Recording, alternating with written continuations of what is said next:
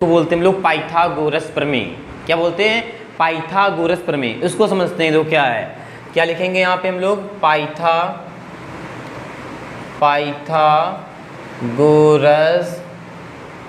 क्या ये पाइथागोरस प्रमेय। चलिए प्रमेय, ठीक है, पाइथागोरस प्रमेय। देखो जो आपका होता है जो कर्ण, ये जो आपका कर्ण है, क्या है? कर्ण। सूत्र इसका होता है कर्ण का स्क्वायर। कर्ण का स्क्वायर किसके बराबर होता है? जो आपकी देखो जो कर्ण स्क्वायर, ये जो कर्ण स्क्वायर होता है ये लंब स्क्वायर और आधार स्क्वायर को जोड़ के बना होता है, ठीक है। तो यहाँ पे क्या लिखेंगे? लंब का स्क्वायर प्लस आधार का स्क्वायर। फार्मूला क्या बेटा बन गया आपका? कर्ण स्क्वायर बराबर होता है आपका लंब स्क्वायर प्लस आधार स्क्वायर, ठीक है। अगर इंग्लिश में लिखना चाहेंगे तो क्या लिखेंगे? इसी को कर्ण स्क्वायर ऐसे भी लिख सकते हैं, कर्ण स्क्वायर प्लस लंब स्क्वायर प्लस आधार स्क्वायर।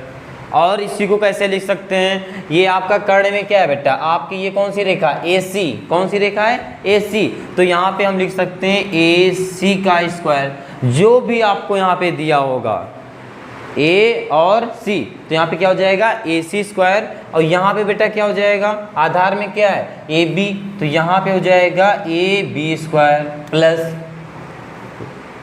ओके नहीं, आधार में है BC स्क्वायर, तो आप यहाँ पे BC स्क्वायर लिख सकते हो। और यहाँ पे क्या लिख दोगे? AB square. और ये जो आपका लिखा हुआ है इसको आप देखो प्लस में किसी भी चीज़ को आप आगे पीछे कर सकते हो। अगर आप यहाँ AB को आगे कर दो, BC को आगे कर दो, प्लस में लिखा हो, तब कोई प्रॉब्लम नहीं होती है, ठीक है। ये चीज़ याद रखना, ठीक है, ओके। इस चीज़ को अपने माइंड में रखना। आगे देखिएगा, देखिए जैसे आपका जो कैसे लिख सकते हो, जैसे प्लस में प्लस की जो चीज़ होती है आगे पीछे आप लिख सकते हो। कैसे?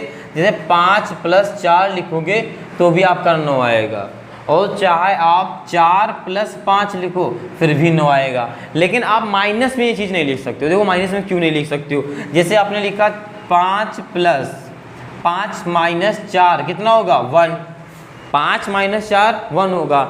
अगर यहीं पे हम करते हैं 4 - 5 तो यहाँ पे हो जाएगा -1। कितना बड़ा डिफरेंट है, ये माइनस में चला गया, ये प्लस में, काफ़ी ज़्यादा डिफरेंट हो गया। तो आप माइनस में नहीं लिख सकते हो, प्लस में आप आगे पीछे लिख सकते हो, ओके।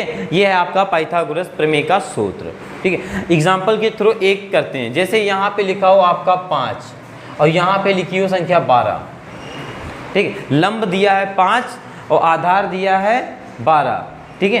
तो आप इसको कैसे करेंगे? देखिए सबसे पहले फार्मूले के अकॉर्डिंग समझते हैं, ठीक। ये आपका फार्मूला है, क्या है?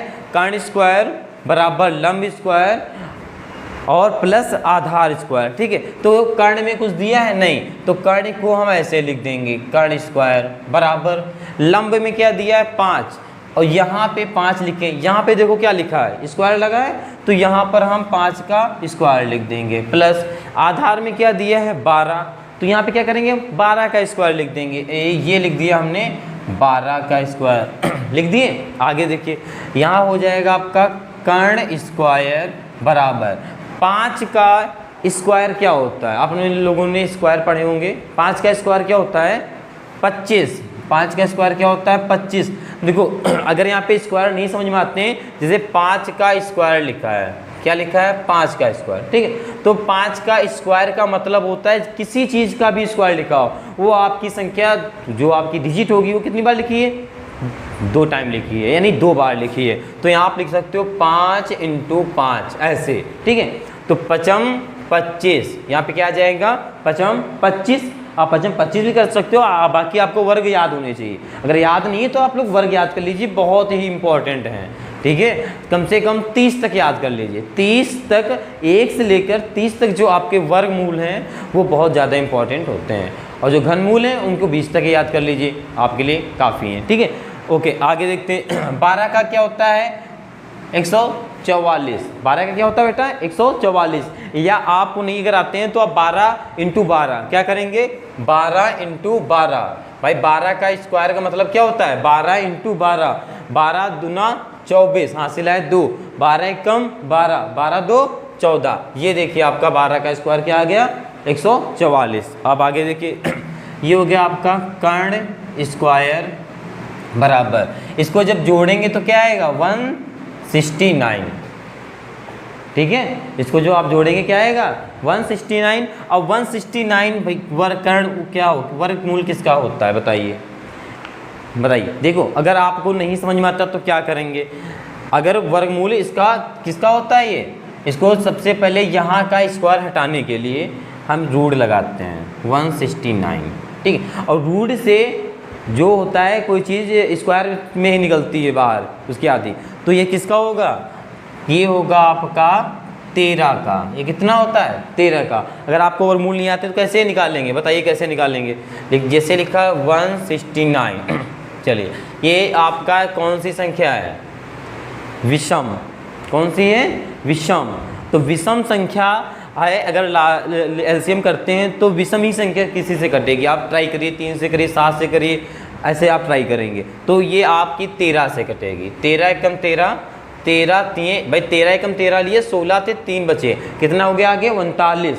13 3 39 और फिर 13 एकम 13, 13 एकम 13। ठीक, और इसमें हम बनाते हैं जोड़ा। ठीक है भाई, 2 बार करते हैं ना किसी का मल्टीपल, तो इसमें क्या बनेगा जोड़ा। तो ये किसका बन गया 13 का, तो यहाँ पे क्या आ गया 13, यानी आपका कर्ण क्या निकल के आ गया 13।